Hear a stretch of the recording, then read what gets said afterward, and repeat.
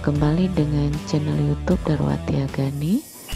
Hari ini kita memasak kari Aceh daging rusa. Bahan yang udah kita siapkan adalah daging rusa, kita ambil bagian pahanya. Ini bumbu yang akan kita haluskan dan kita pakai untuk menumis. Pertama sekali kita siapkan bumbu yang akan kita haluskan, terdiri dari cabai merah, cabai rawit, bawang merah, bawang putih, kemiri. Ini bahan untuk rajangan yang akan kita pakai untuk menumis. Bawang merah, jahe digeprek, lengkuas digeprek, daun temerui, daun salam, bunga lawang, kapulaga, daun salam.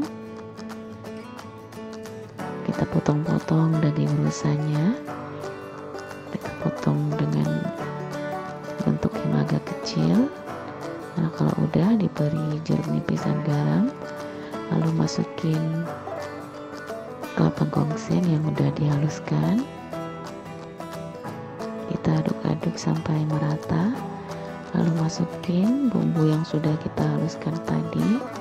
Kita aduk-aduk lagi, tambahkan kunyit halus, ketumbar halus, kita aduk-aduk lagi.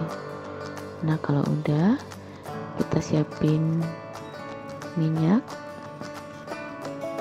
kita panaskan minyaknya, lalu kita masukin kapulaga, bunga lawang, daun salam. Kita aduk-aduk sampai wangi, lalu masukin bawang goreng dan bahan tumisan lainnya, serai, daun kari, daun pandan. Kita tumis sampai wangi, lalu masukin cabai merah bubuk, dan terakhir kita masukin daging yang sudah kita beri bumbu yang sudah dihaluskan tadi. Kita aduk-aduk.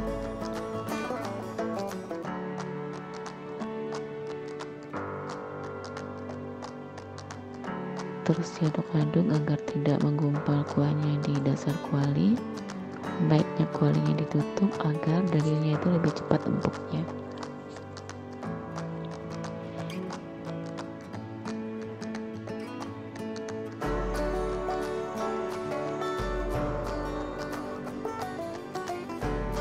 Nah, pada saat daging sudah hampir matang, kita masukin kentang yang sudah dipotong-potong. Boleh juga diberikan cabai rawit, itu pun sesuai selera aja. Terus kita masak sampai semuanya betul-betul matang. Jangan lupa koreksi rasa. Demikianlah cara memasak kari Aceh daging rusa. Selamat mencoba. Jangan lupa ikuti terus channel YouTube Darwati Agani. Jangan lupa like, komen, dan subscribe. Terima kasih.